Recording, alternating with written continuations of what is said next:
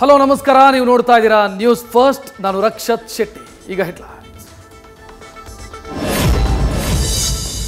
ಪರಿಶಿಷ್ಟ ಜಾತಿಯ ಒಳ ಮೀಸಲಾತಿ ವಿಚಾರದಲ್ಲಿ ಹೊಸ ಸರ್ವೆ.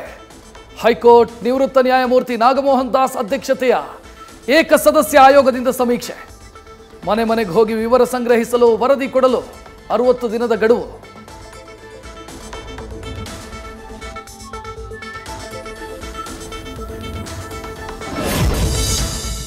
ಜಮ್ಮುವಿನ ಜೈಲುಗಳ ಮೇಲೆ ಉಗ್ರರ ದಾಳಿ ಸಾಧ್ಯತೆ. ಜೈಲಲ್ಲಿರೋ ಪಾಕ್ ಉಗ್ರರು ಓವರ್ ಗ್ರೌಂಡ್ ವರ್ಕರ್ಸ್ ಬಿಡಿಸೋದಕ್ಕೆ ಪ್ಲಾನ್. ಜಮ್ಮು ವಲಯದ ಜೈಲುಗಳಲ್ಲೂ ಭದ್ರತೆ ಹೆಚ್ಚಳ.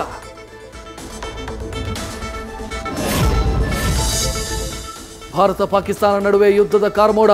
ರಷ್ಯಾ ವಿದೇಶಾಂಗ ಸಚಿವ ಸರ್ಗೆ ಲಾವ್ರೋ ಜೊತೆ ಜೈಶಂಕರ್ ಚರ್ಚೆ. ಮಿತ್ರ ರಾಷ್ಟ್ರಗಳನ್ನು ವಿಶ್ವಾಸಕ್ಕೆ ತೆಗೆದುಕೊಳ್ತಾ ಇರೋ ಭಾರತ.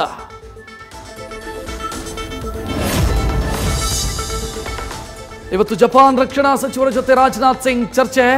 ನವದೆಹಲಿಯಲ್ಲಿ ನಡೆಯಲಿರೋ ದ್ವಿಪಕ್ಷೀಯ ಮಾತುಕತೆ. ಆಂತರಿಕ ಮತ್ತು ಅಂತಾರಾಷ್ಟ್ರೀಯ ಭದ್ರತಾ ವಿಚಾರಗಳು.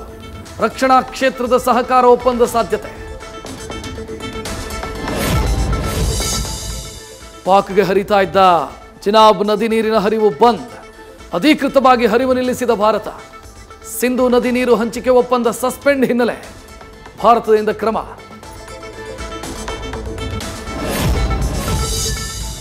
ಯುದ್ಧದ ಪರಿಸ್ಥಿತಿ ಎದುರಾದರೆ ಎದುರಿಸಲು ನಾವು ಸಿದ್ಧ. ಬೆಳಗಾವಿಯಲ್ಲಿ ಸಮರ ಸನ್ನದ್ಧ ಅಂತಿದ್ದಾರೆ ನಿವೃತ್ತ ಸೈನಿಕರು. ಜಿಲ್ಲೆಯ 17,000ಕ್ಕೂ ಹೆಚ್ಚು ಆಕ್ಟಿವ್ ಸೈನಿಕರ ಜೊತೆಗಿದ್ದಾರೆ 36,000 ನಿವೃತ್ತ ಯೋಧರು.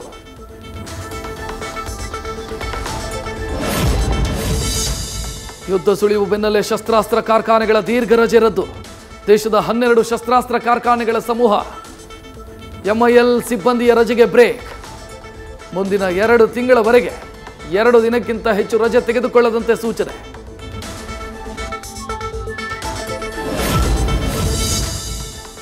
ಅಮೃತಸರದ ಸೇನಾ ಸೂಕ್ಷ್ಮ ವಲಯದ ಮಾಹಿತಿ ಮತ್ತು ಫೋಟೋ ಸೋರಿಕೆ.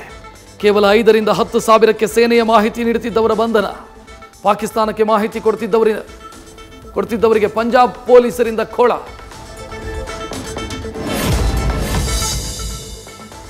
ಗಡಿ ಮೇಲೆ ಕಣ್ಣಿಡೋ ಬಲೂನ್ ಪ್ರಯೋಗ ಸಕ್ಸಸ್. ಭೂಮಿಯಿಂದ 20 ಕಿಲೋಮೀಟರ್ ಎತ್ತರದಲ್ಲಿ ಭಾರತಕ್ಕೊಬ್ಬ ಬೇಹುಗಾರ.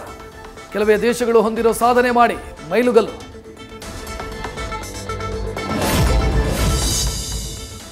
ಪಾಕ್ ಭಾರತ ನಡುವೆ ಉದ್ವಿಗ್ನತೆ ನಿರ್ಮಾಣ ಹಿನ್ನೆಲೆ ಇರಾನ್ ವಿದೇಶಾಂಗ ಸಚಿವ ಅಬ್ಬಾಸ್ ಆರಾಘ್ವಿ ಇಂದು ಪಾಕಿಸ್ತಾನಕ್ಕೆ ಭೇಟಿ. 2 ದೇಶದ ನಾಯಕರ ಜೊತೆ ಮಾತುಕತೆ ನಡೆಸೋ ಸಾಧ್ಯತೆ.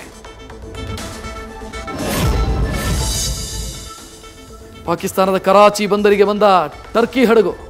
ಟರ್ಕಿಯಲ್ಲಿ ಭೂಕಂಪ ಸಂಭವಿಸಿದಾಗ ಭಾರತದಿಂದ ಎಲ್ಲಾ ರೀತಿಯ ನೆರವು. ಆದರೆ ಉದ್ವಿಗ್ನ ಸ್ಥಿತಿಯಲ್ಲಿ ಪಾಕ್ ಪರ ನಿಂತ ಟರ್ಕಿ.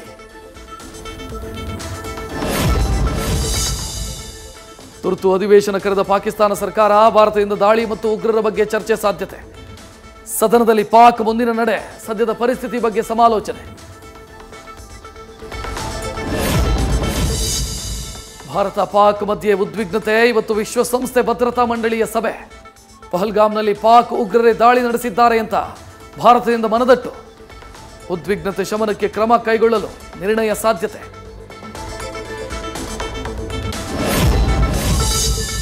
ಭಾರತದಲ್ಲಿರೋ ಪಾಕ್ ಪ್ರಜೆಗಳು ದೇಶ ಬಿಟ್ಟು ತೊಲಗಿ.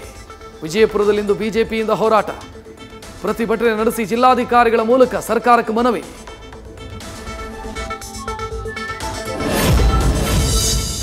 ಸುಹಾಸ್ ಶೆಟ್ಟಿ ಕೊಲೆ ಆರೋಪಿಗಳು ಪೊಲೀಸ್ ಕಸ್ಟಡಿಗೆ. ಮೇ 9ರವರೆಗೆ 8 ಜನ ಪೊಲೀಸ್ ವಶದಲ್ಲಿ.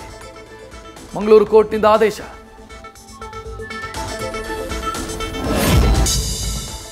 ವಿಜಯೇಂದ್ರ ಜನಾಕ್ರೋಶ ಯಾತ್ರೆಗೆ ಹೈಕಮಾಂಡ್ ಮೆಚ್ಚುಗೆ.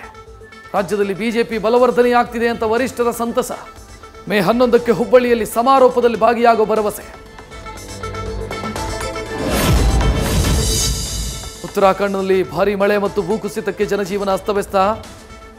ಕೆಂಪ್ಟಿ ಜಲಪಾತದ ಉಗ್ರ ರೂಪಕ್ಕೆ ಸುತ್ತಮುತ್ತಲಿನ ಪ್ರದೇಶದಲ್ಲಿ ಅವ್ಯವಸ್ಥೆ.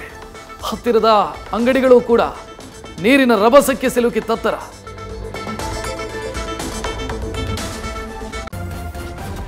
ನ್ಯೂಸ್ ಫಸ್ಟ್ ನಿರ್ಭೀತಿಯಿಂದ ನಿಮ್ಮ ಪರವಾಗಿ.